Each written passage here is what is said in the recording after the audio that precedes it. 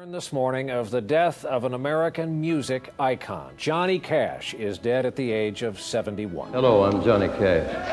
Well, you wonder why. It's been 20 years since Johnny Cash died, but his legacy still lives on today. He was a superstar. The steady stream of movies, covers, and even concerts hasn't stopped. But is Johnny Cash really the man you think he is? Was the famous love story featured in Walk the Line a total fraud? Today, Johnny's kids are speaking out, revealing long-buried secrets about the greatest country musician that ever lived. Was Walk the Line really a true story? Did he really write his daughters out of his will? Was the love between Johnny and June a true love story or a tragedy? Along the way, we'll learn new things about the Man in Black, how he changed the life of Chris Christopherson forever, and who really got him hooked on drugs. Before we begin, please give this video a thumbs up if you enjoy it, and subscribe to the channel for more videos like this. But now, get ready to sweat,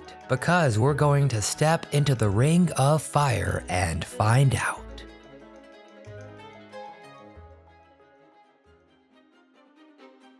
The official story. Alright, 2005's Walk the Line wasn't exactly about Johnny Cash. It was more specifically an effort of Johnny and June's son, John Carter Cash, to fully portray the love story of his parents. But who is John really? And what motivated him to make the movie he did? Johnny Cash had 4 kids with his first wife, Vivian, and only one with June. Now, I don't know many parents who would truly admit to having a favorite child, but if Johnny had one, it was totally John. His parents recorded the duet, I Got a Boy, and his name is John, about him. We got a boy and his name is John.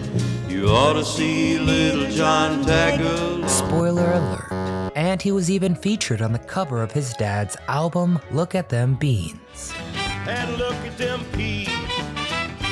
Well, I know if The two remained close as the decades went on. They both struggled with addiction. They even went to the same rehab center. And today, John is also a musician and produces records for folks like Sheryl Crow, Loretta Lynn, Willie Nelson, and more. But John also runs Johnny's estate, his recordings, his image, and of course, his Johnny Cash. And John Carter Cash looks fondly at his parents' relationship. Although it was messy, it was, at the end of the day, a story of true love. Although not everybody agrees. In fact, the rest of Johnny's kids have serious beef with Walk the Line. They basically boycotted the movie. One of them even walked out of 5 different showings of the film. Although you gotta ask, why did she keep going? And I know the answer. The frickin' popcorn, man, the popcorn. Alright, so what exactly did they have a problem with? Well, quite a bit. Vivian's story. So you may know the basics of Vivian's story. At least I'm sure you think you might. But the rest of Johnny's family doesn't agree with how it's been portrayed in the movies and TV, and by June and John. Before her death, Vivian wrote a book debunking what she saw as mistruths about Johnny Cash's life. And Roseanne and Kathy, 2 of Johnny's daughters, also spoke out against the film. Kathy was the one that walked out of multiple showings, and Roseanne didn't even leave the house. She did watch it at home, however. The basic facts everybody agrees are true. Johnny met Vivian at a roller rink when she was only 17. Some say he deliberately knocked her down for a chance to talk to her. They had 4 daughters and built a little life. But everything changed after Johnny discovered fame and drugs, and June Carter Cash. After they divorced, Vivian faded into obscurity. She was even excommunicated from the Catholic Church. And now she's just a footnote in the grand epic of Johnny Cash. However, now Johnny's family is speaking out and correcting the record. At least, they claim. The lies. So here are the top myths of Walk the Line, according to Johnny's kids. Number 1, Vivian hated Johnny's career and resented him. After Johnny would spend weeks away at a time, Vivian did request a divorce, but it was supposed to sober him up, forcing him to change and return to his family, not according to Johnny's daughter Kathy, as the movie showed Vivian. You know, as the quote, mad little psycho who hated his career. Kathy says this isn't true. She never stopped loving Johnny. Number 2. Johnny aggressively pursued a reluctant June. According to Vivian and her kids, June took the initiative in breaking up Johnny's marriage. Apparently, June and Vivian had an angry confrontation where June said to her, quote, "Vivian, he will be mine."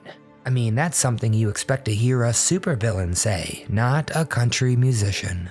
Number 3. June raised Johnny's kids. It's true that June was an active stepmother, but she sometimes claimed she was raising Johnny's daughters, which Vivian says was a total lie. That Vivian continued to raise Johnny's kids even after he essentially abandoned the family. That unlike Johnny, she never went anywhere. Vivian also says June wasn't exactly an ideal role model. She says the singer was a drug supplier for Johnny, fully contributing to his addiction, and was also an addict herself. But how true are these claims, and was there a deeper reason for them being upset? Disinherited. Together, Johnny and June built an empire. When he died, his estate was estimated at $100 million. John Carter Cash made out pretty well. He inherited the royalty rights to Johnny's songs and continues to run the Johnny Cash estate. But what about the other kids? Even if they weren't as close as John, surely they got a pretty nice chunk of change, right? Well, it depends on how you look at it. Johnny left Roseanne, Kathy, Cindy, and Tara $1 million each. Certainly nothing to frown at, but considering how much money John had left over, and how much he gave his only son, it's easy to understand how this sum could be a little disappointing. So why did Johnny do such a thing? Was the man of the people, the man who played for prisoners, really a fraud? The truth.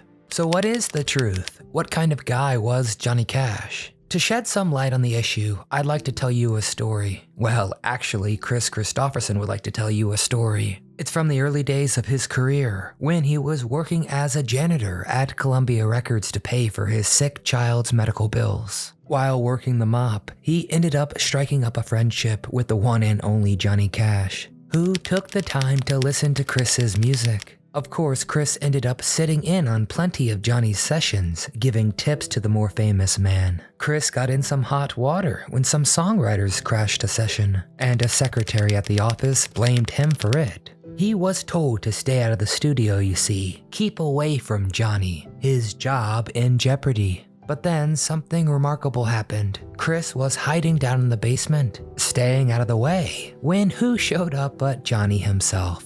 Johnny Cash told Chris he wouldn't record a single lick until Chris came up to the session. The story, Chris says, shows what kind of man Johnny Cash was. He was the kind of guy who would stand up for the underdog. But how do we square this up with what we know about Johnny's kids? The verdict.